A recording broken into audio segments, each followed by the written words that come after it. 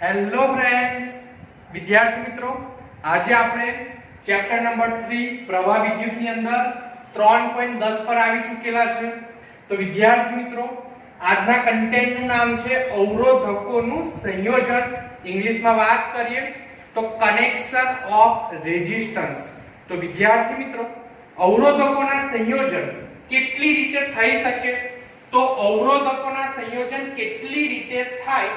તો અવરોધકોના સંયોજન નોર્મલી મુખ્ય બે રીતે થતું હોય છે. તો અવરોધકોનું જે પ્રથમ સંયોજન હોય એ શ્રેણી જોડાણ, કે જેને આપણે ઇંગ્લિશમાં સિરીઝ કનેક્શન બોલીશું, અને જે બીજું જોડાણ બીજી રીતે કરતા હોય તો અવરોધકોનું જે બીજું જોડાણ છે ને સમાંતર જોડાણ બોલીએ છીએ આપણે, ઇંગ્લિશમાં બોલીશું પેરેલલ કનેક્શન.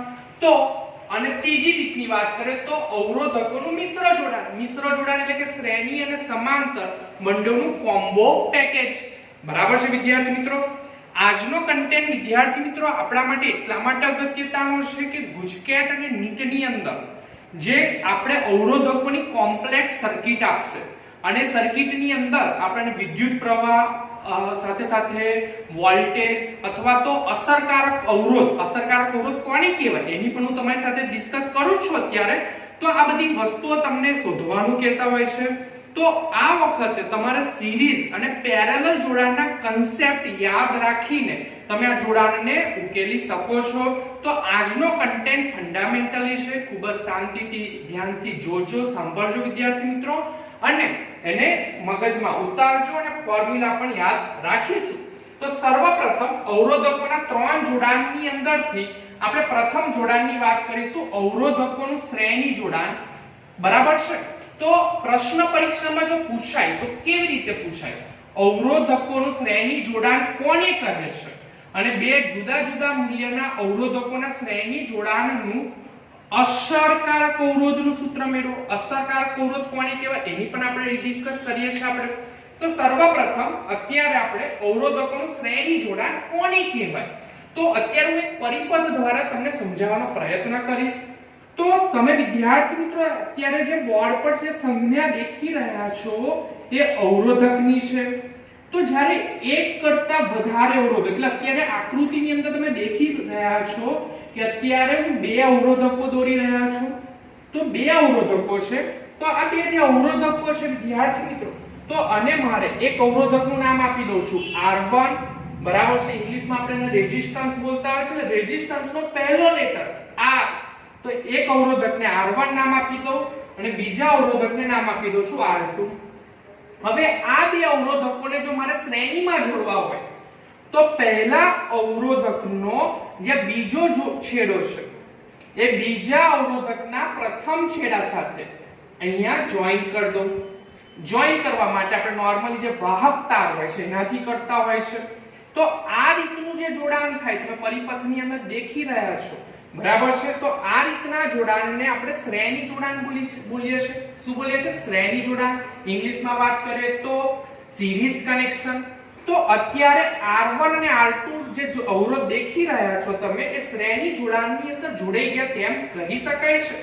હવે અત્યારે R1 નો પ્રથમ છેડો અને R2 નો જે અંતિમ છેડો છે. બરાબર છે? તો આ બે બિંદુઓ છે. આ બે બિંદુ વચ્ચે હું અહીંયા એક વિદ્યુત કોષ કે જેને આપણે ઇંગ્લિશમાં બોલતા હોય છે બેટરી, તો બેટરી કનેક્ટ કરી દઉં. તો અત્યારે અહીંયા બેટરી કનેક્ટ કરી દઉં છું. બરાબર છે? આ બેટરી કનેક્ટ કરી દીધી વિદ્યાર્થી મિત્રો.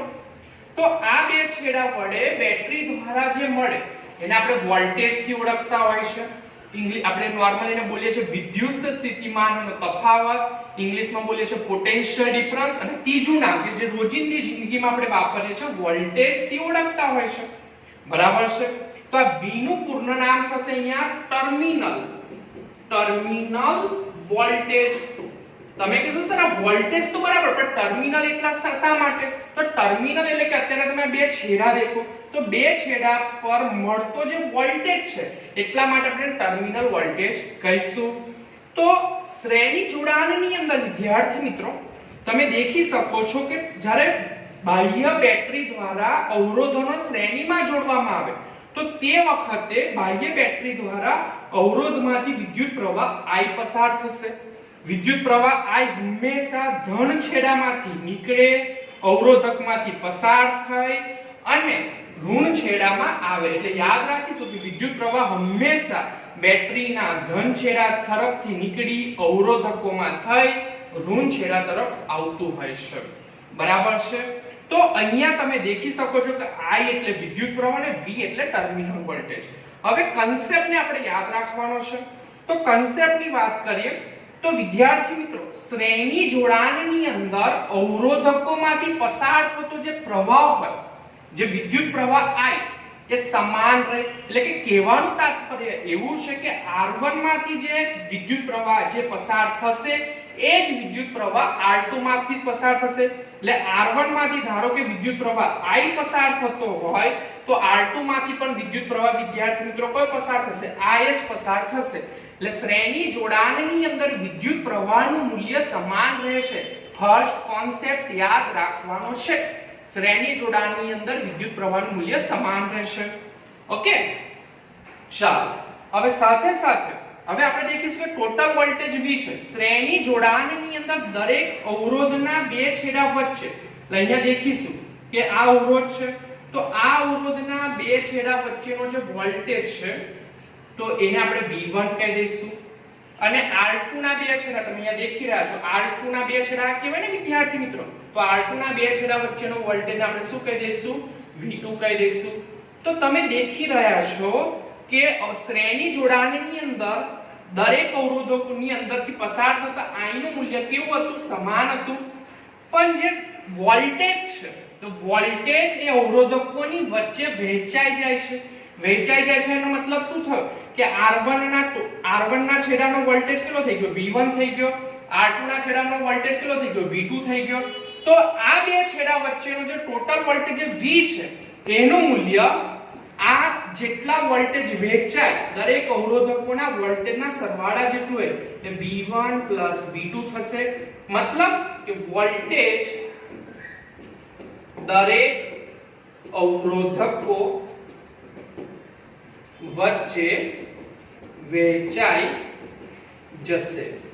તો તમારે શ્રેણી જોડાણના મુખ્ય બે કન્સેપ્ટ યાદ રાખવાના કે શ્રેણી જોડાણની અંદર દરેક અવરોધકોમાંથી પસાર થતા વિદ્યુત પ્રવાહનું I નું મૂલ્ય સમાન રહેશે અને જે વોલ્ટેજ હોય છે તો દરેક અવરોધકો વચ્ચે વોલ્ટેજ શું થઈ જાય છે? વહેંચાઈ જાય છે.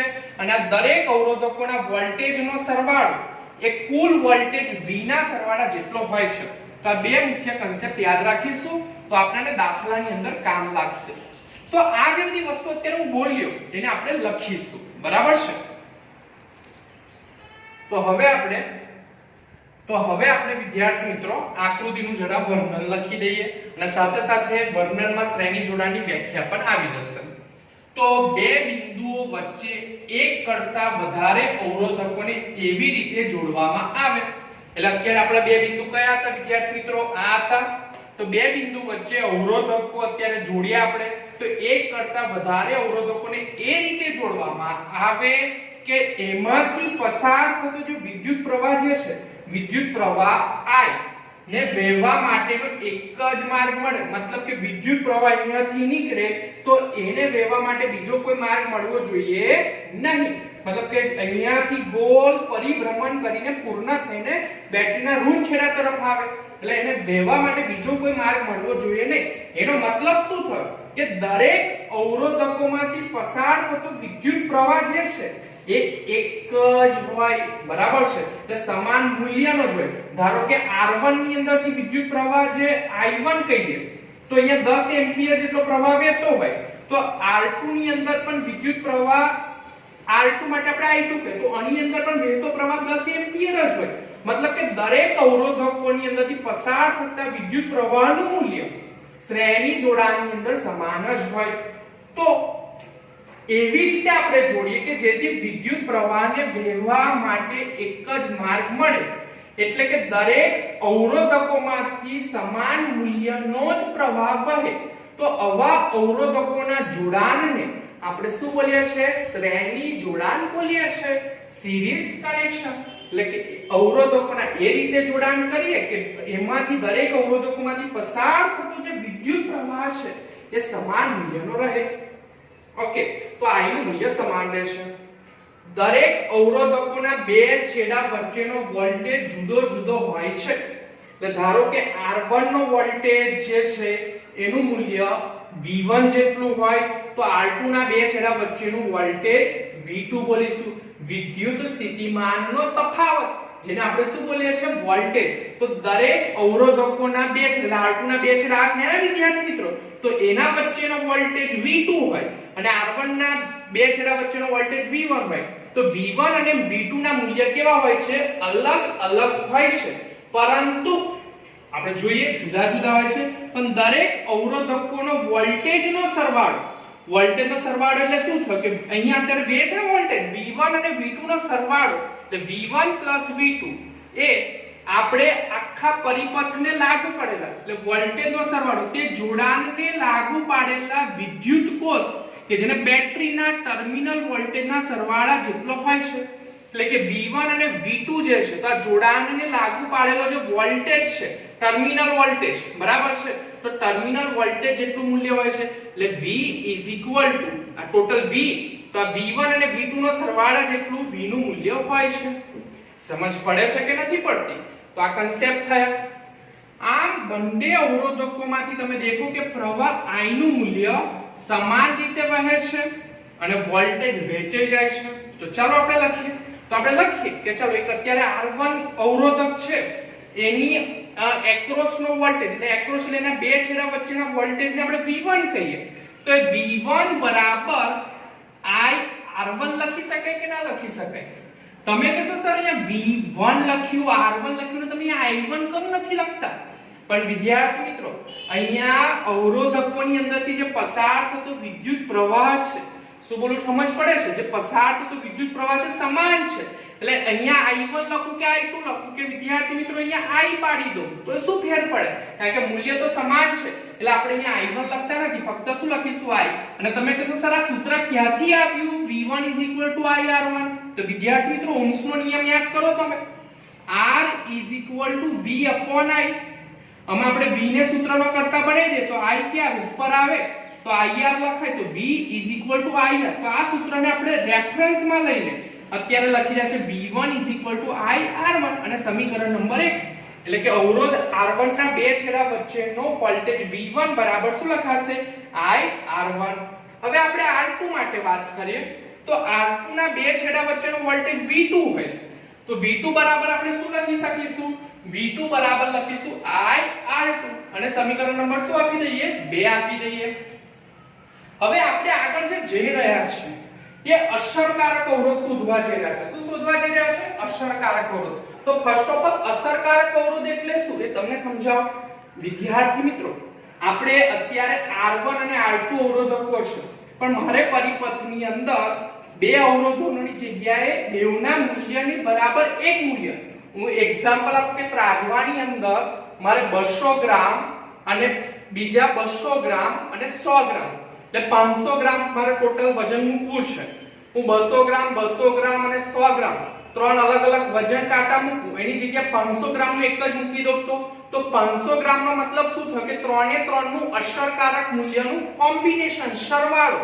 એટલે અહીંયા R1 અને જે R2 છે એની જગ્યાએ મારે જો એક ટોટલ એનું ટોટલ અસરકારક મૂલ્ય કેટલું થાય, તો મારે અહીંયા એ રીતે શોધવું છે કે આના બરાબર આનું ટોટલ R1 અને R2 નું અસરકારક એટલે બંનેનું ભેગું મૂલ્ય કેટલું થાય એનું સૂત્ર બનાવવા જઈ રહ્યા છે. તો અસરકારક અવરોધને આપણે ઇંગ્લિશમાં ઇક્વિવેલેન્ટ રેઝિસ્ટન્સ પણ બોલતા હોય છે. તો અહીંયા આપણે શોધવા જઈ રહ્યા છે R ઇક્વિવેલેન્ટ બરાબર છે, તેનું સૂત્ર બનાવીએ. ચાલો, તો આનું સૂત્ર બનાવવા માટે યાદ રાખવાનું વિદ્યાર્થી મિત્રો, આ પરિપથની અંદર કઈ વેલ્યુ વહેંચાય છે, તો વહેંચાય છે ડિવાઇડ કઈ વેલ્યુ થાય છે, તો ડિવાઇડ થાય છે V ની વેલ્યુ. તો કુલ વોલ્ટેજ V મેળવવો છે. આ પરિપથની અંદર મારે ટોટલ વોલ્ટેજ આપણે શું મેળવવો છે? V મેળવવો છે. તો V શોધો તો મેં કીધું V1 V2 બરાબર છે. તો V V1 લખાય V2 કુલ વોલ્ટેજ V માટે. હવે જરા આપણે સમીકરણ 1 અને 2 ની કિંમત મૂકી દઈએ તો સમીકરણ 1 ની વેલ્યુ દેખો I R1 છે, તો V1 જે જગ્યાએ દેખાશે ત્યાં શું લખી દઈશું? I R1. અને જે જગ્યા V2 દેખાય છે આપણને તો V2 ની જગ્યાએ શું મૂકી દઈશું I R2 મૂકી દઈશું. હવે આ બંનેની અંદરથી કોમન શું નીકળે છે? બંનેમાંથી કોમન શું નીકળે છે? I નીકળે છે. તો I ને બહાર કાઢ લઈએ. અંદર વધ્યું શું R1 R2. તો અત્યારે દેખો કે I આ બ્રેકેટ સાથે કયા સંબંધમાં છે? ગુણાકારના સંબંધમાં છે. તો ગુણાકારમાંથી અહીંયા નીચે જાય તો ક્યાં જતા રહે વિદ્યાર્થી મિત્રો? ભાગાકારમાં. તો V/I R1 R2. હવે V/I ની જગ્યાએ કશું લખી શકું છું? ઓહ્મનો નિયમ યાદ કરો જરા. તો V/I R. તો અહીંયા હું લખી દઉં છું R, પણ અહીંયા લખી દઉં છું ઇક્વિવેલેન્ટ. ઇંગ્લિશ શબ્દ બોલ્યો. ઇક્વિવેલેન્ટ નો મતલબ શું થાય? અસરકારક અવરોધ. અસરકારક અવરોધ એટલે કે R ઇક્વિવેલેન્ટ. V/I ની જગ્યાએ મેં R લખ્યા, પણ આનો મતલબ R ઇક્વિવેલેન્ટ જ થશે. તો is equal to R1 R2. બરાબર છે. તો આને આપણે બોલી શકીશું કે શ્રેણી જોડાણનો અસરકારક અવરોધ R ઇક્વિવેલેન્ટ બરાબર R1 R2.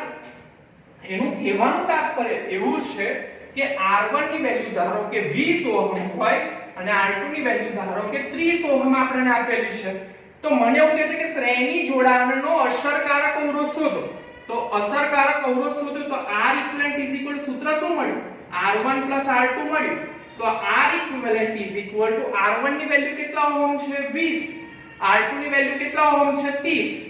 તો R ઇક્વિવેલેન્ટ 20 30 કેટલા ઓહમ જવાબ મળે છે વિદ્યાર્થી મિત્રો? 50 ઓહમ. એટલે આ બંનેનો અસરકારક અવરોધ આપણને કેટલા ઓહમ મળી ગયો? 50 ઓહમ. બરાબર છે.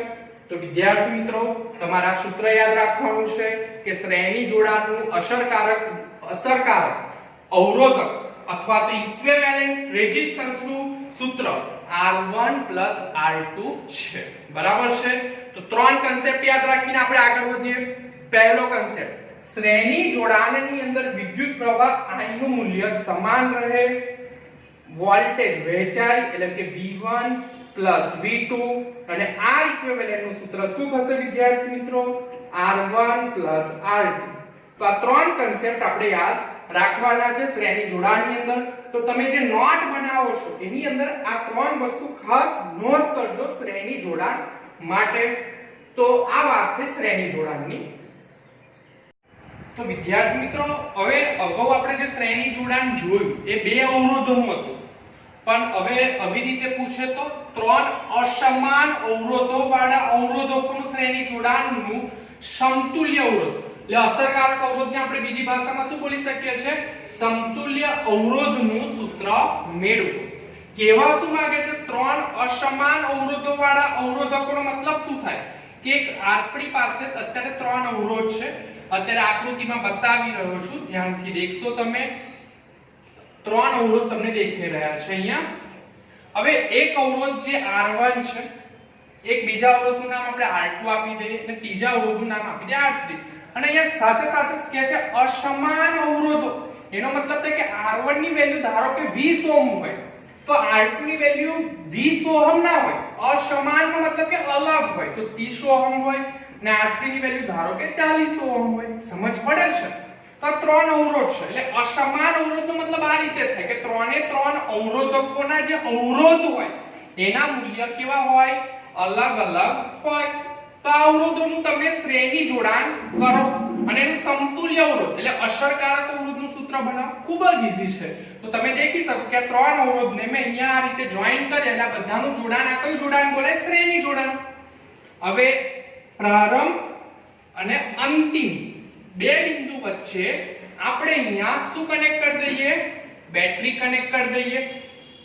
તો વિદ્યાર્થી મિત્રો આ જે બે છેડા થયા આપણા, આ બે છેડા, આ છેડો અને આ છેડો, તો આ છેડાને આપણે બે બોલીએ ટર્મિનલ વોલ્ટેજ V બોલીશું.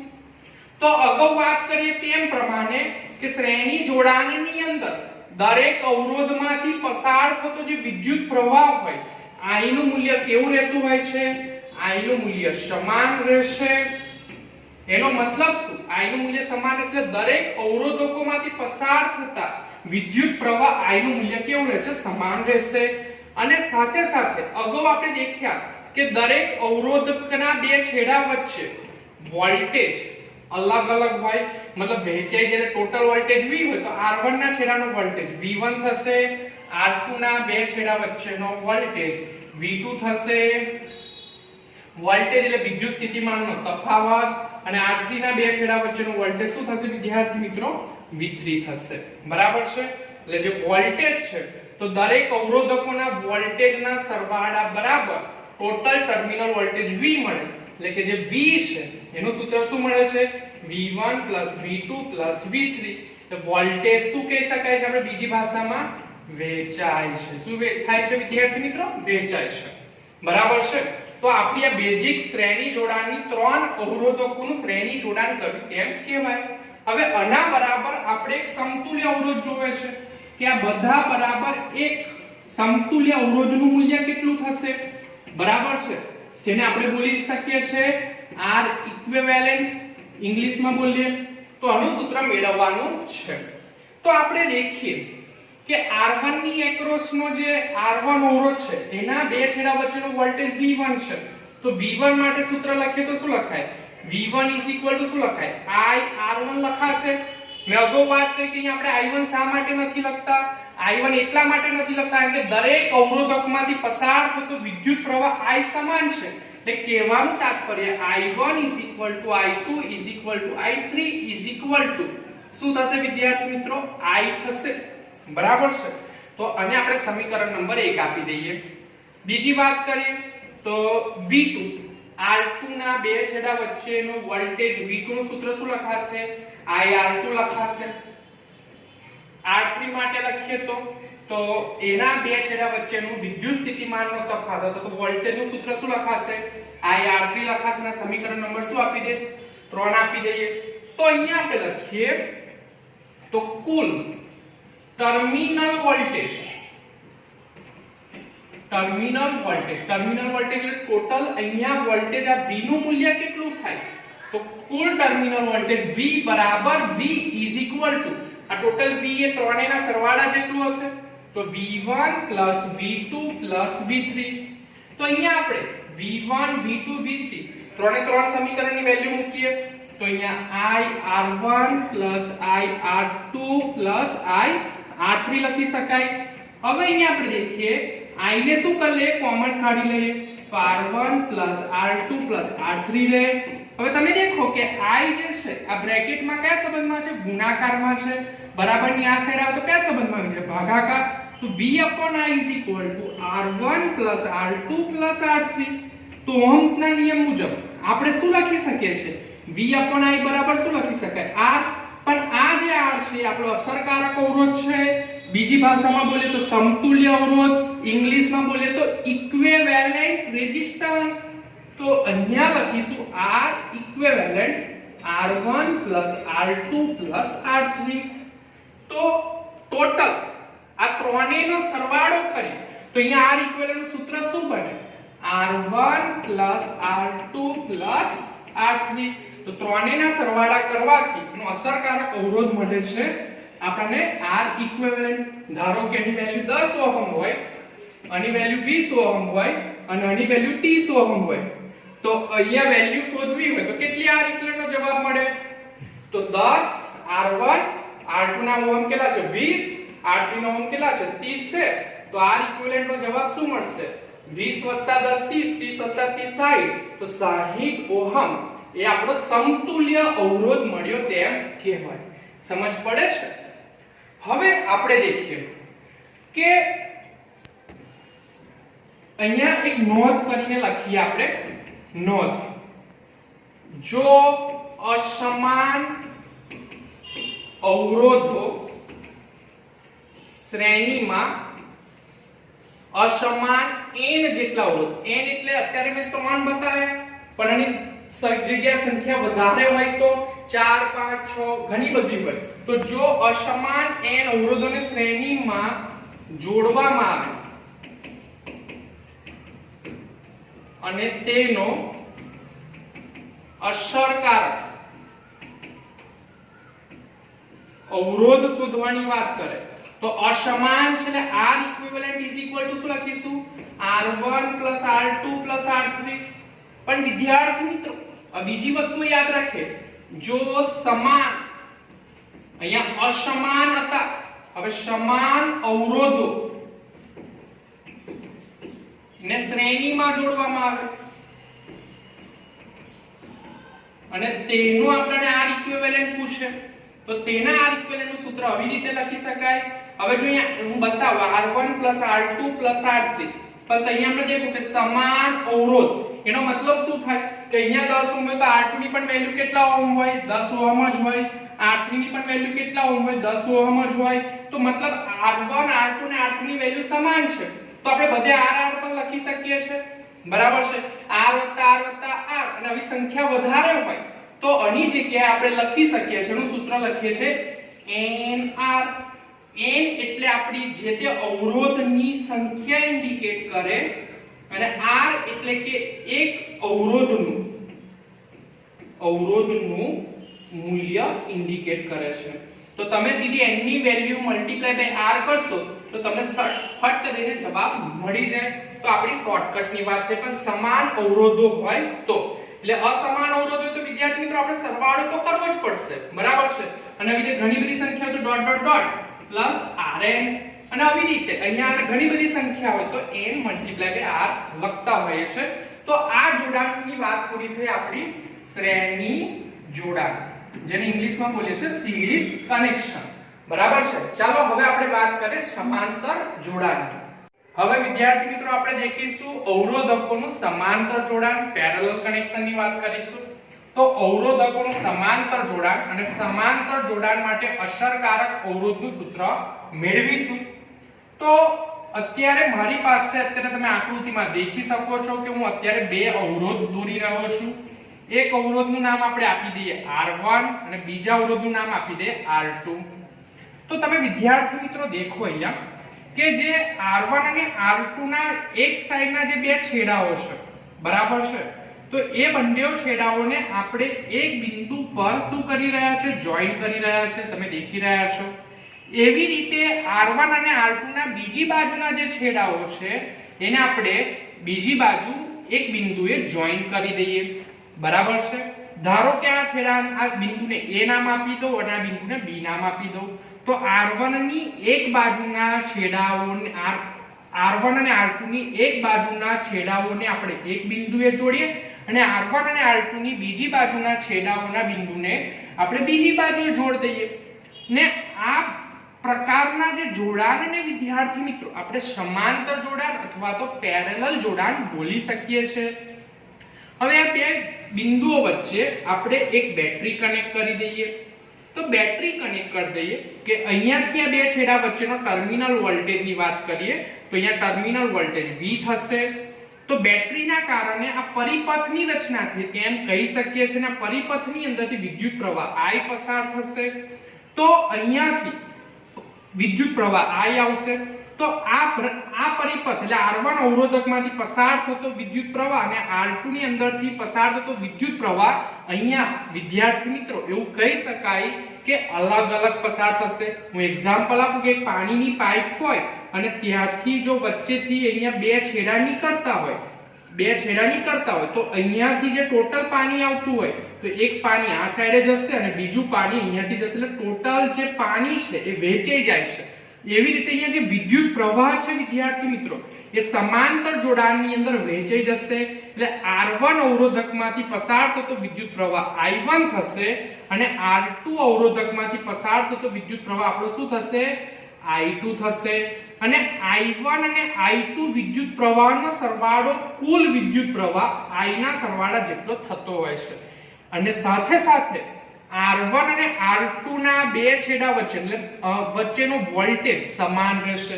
એટલે સમાંતર જોડાણની અંદર જે તાત્પર્ય નીકળે શું રહ્યું કે દરેક અવરોધકોના બે છેડા વચ્ચેનો વિદ્યુત સ્થિતિમાનનો તફાવત અથવા તો વોલ્ટેજ સમાન રહે છે અને કરંટ વહેંચાય છે એટલે કે અવરોધ R1 માંથી પસાર થતો કરંટ I1 અવરોધ R2 માંથી પસાર થતો કરંટ I2 તો આ બંનેના સરવાળા બરાબર ટોટલ I મળે છે. મતલબ કે I નું મૂલ્ય શું થાય છે વહેંચાય છે.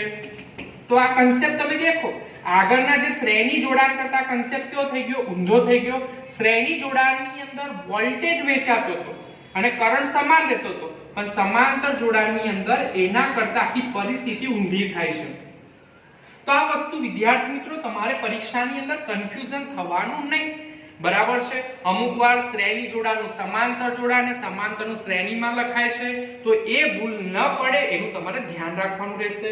તો જે આપણે આ પરિપથ દોર્યો, આ સમાંતર જોડાણનો પરિપથ આપણે કહી શકીએ છીએ. તો ચાલો વિદ્યાર્થી મિત્રો, હવે આપણે સમાંતર જોડાણના પરિપથને થોડું આકૃતિમાં વર્ણન કરી દઈએ.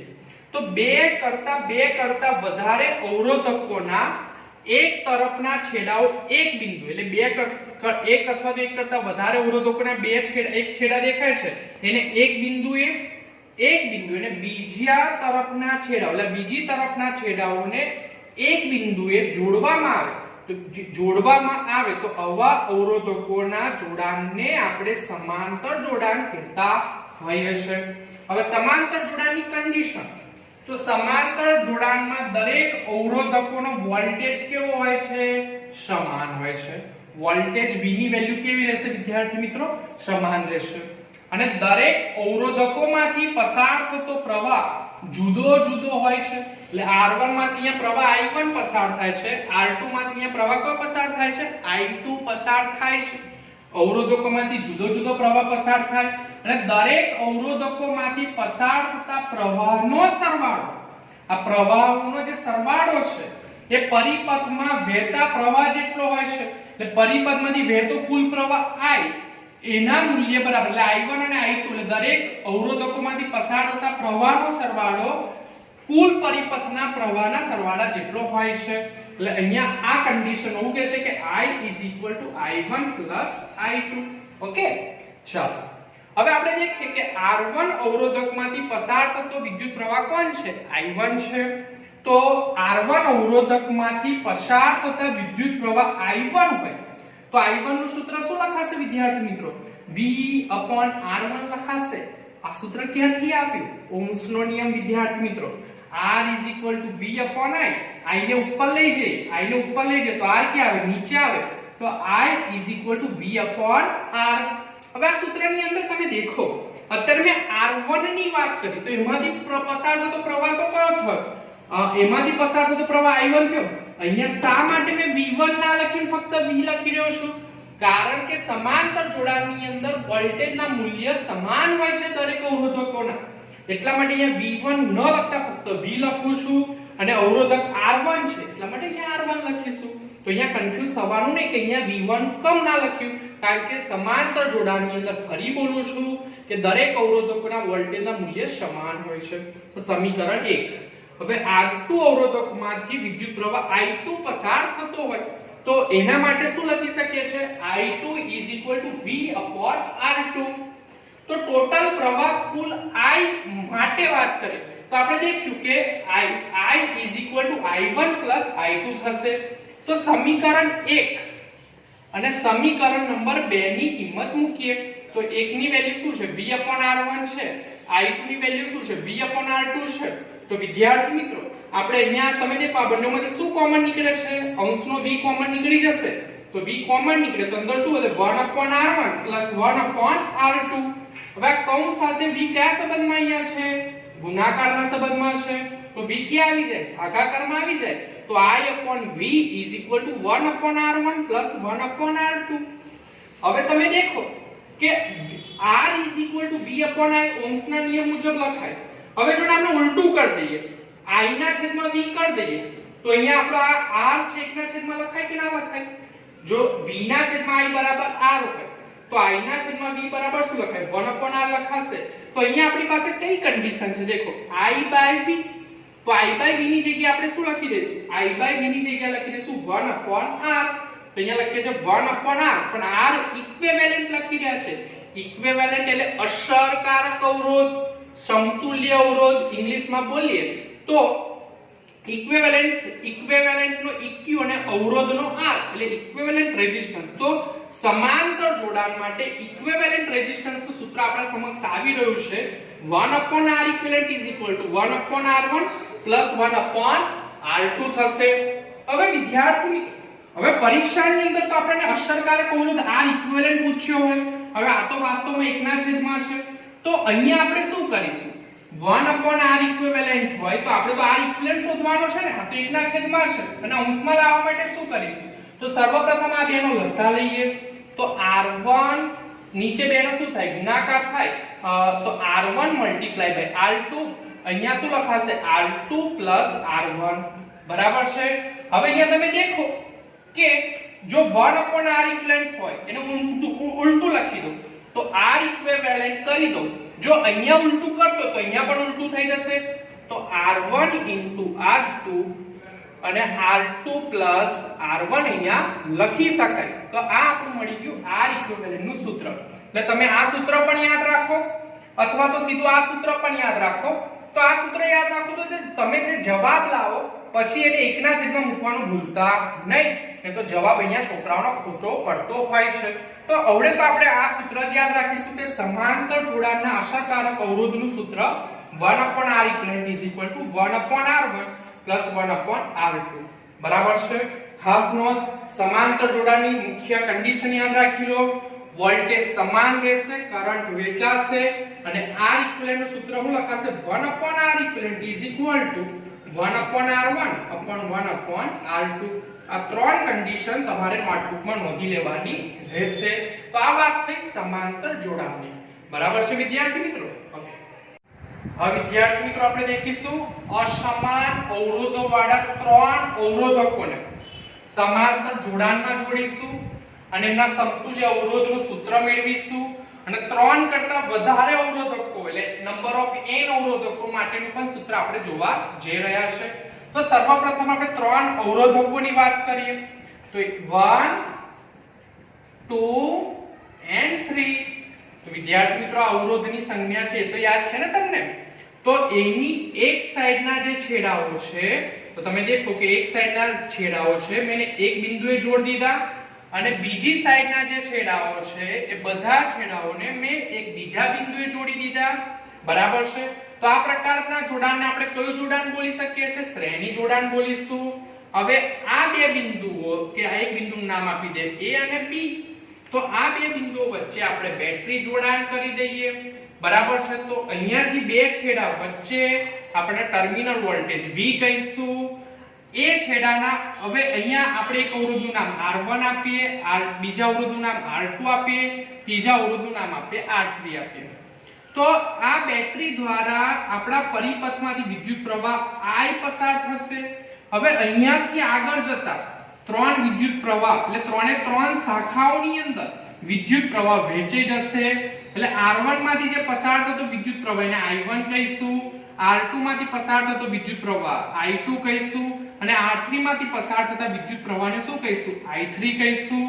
અગાઉ મેં વાત કરી તે પ્રમાણે સમાંતર જોડાણની અંદર I છે વહેંચાઈ જાય છે અને ટોટલ I કુલ I એ ત્રણે ત્રણ અવરોધોમાંથી પસાર થતા વિદ્યુત પ્રવાહના સરવાળાના મૂલ્ય બરાબર હોય છે। એટલે I1 I2 I3 I થશે અને દરેક અવરોધમાંથી પસાર દરેક અવરોધના બે છેડા વચ્ચેનો વોલ્ટેજ V, તો V નું મૂલ્ય આ કન્ડિશનમાં કેવું રહેશે સમાન રહેશે।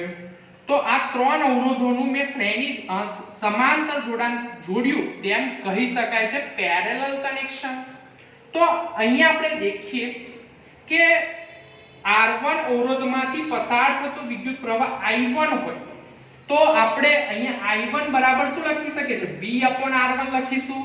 શા માટે V1 નથી લખતો ફરી એકવાર કહી દઉં કારણ કે દરેક અવરોધકોના બે છેડા વચ્ચેનો વોલ્ટેજ સમાન રહેશે। પેરેલલ જોડાણની અંદર વોલ્ટેજનું મૂલ્ય દરેક અવરોધકોમાં સમાન હોય છે, યાદ રાખી લેજો। તો I1 V/R1 સમીકરણ નંબર 1 R2 અવરોધના પ્રવાહ માટે લખીએ તો I2 V/R2। આ સૂત્ર ક્યાંથી આવી રહ્યા છે તો સમજ પડે છે ને તમને ઓહ્મનો નિયમ। R3 અવરોધકમાંથી પસાર થતો વિદ્યુત પ્રવાહ I3 બરાબર શું લખાશે V/R3 લખાશે સમીકરણ નંબર 3 બરાબર છે। તો આપણે देखिए કે કુલ પ્રવાહ I શું લખી શકાય I I1 I2 I3 બરાબર છે। અહીંયા I સમીકરણ 1 માં I1 ની વેલ્યુ શું છે V/R1, I2 ની વેલ્યુ શું છે V/R2, I3 ની વેલ્યુ શું છે V/R3। અહીંયા v ને કોમન કાઢીએ તો 1/r1 1/r2 1/r3 લખાશે. અહીંયા તમે દેખી શકો છો કે જે v છે આ કૌંસ સાથે ગુણાકારના સંબંધમાં છે, બરાબરની આ સાઈડ આવે તો ભાગાકારમાં આવે તો i/v = 1/r1 1/r2 1/r3 લખાશે. તો અહીંયા વિદ્યાર્થી મિત્રો દેખો i/v એટલે આપણે અગાઉ વાત કરી કે r = v/i હોય, ઊંધું કરી દે i/v તો શું લખાય 1/r લખી શકાય. તો અહીંયા લખે છે 1/r, પણ અહીંયા આપણો અસરકારક અવરોધ છે, ઇંગ્લિશમાં બોલે છે ઇક્વિવેલેન્ટ રેઝિસ્ટન્સ. અસરકારક અવરોધને બીજી ભાષામાં બોલીએ છે સમતુલ્ય અવરોધ. એટલે સમતુલ્ય અવરોધ જ છે અસરકારક અવરોધ. એનો મતલબ થયો કે આ બધાના બરાબર એક અવરોધ જેને અસરકારક અવરોધ બોલાય, R ઇક્વિવેલેન્ટ. તો 1/R equivalent is equal to 1/R1 1/R2 1/R3. તો ત્રણ અવરોધકોનું સમાંતર જોડાણ માટેનું આ સૂત્ર મળી ગયું. હવે જો આપણે એમ કીધું કે ધારો કે n જેટલા અવરોધકો હોય એમના સમતુલ્ય અવરોધ માટેનું સૂત્ર માટે શું લખી શકાય? તો પહેલી વસ્તુ યાદ રાખીશું કે અસમાન અવરોધકો હોય એટલે મેં અગાઉ વાત કરી એ રીતે અસમાન એટલે ધારો કે R1 ની વેલ્યુ 10 ઓહમ હોય, R2 ની વેલ્યુ 20 ઓહમ હોય અને R3 ની વેલ્યુ 30 ઓહમ હોય, મતલબ કે ત્રણે ત્રણ અવરોધકોનું મૂલ્ય કેવું છે? અસમાન હોય. તો અસમાન અવરોધકો માટે યાદ રાખીશું અવરોધકો માટે લખી શકીએ કે 1/R equivalent is equal to અસમાન n અવરોધકો માટે અસરકારક અવરોધનું મૂલ્ય.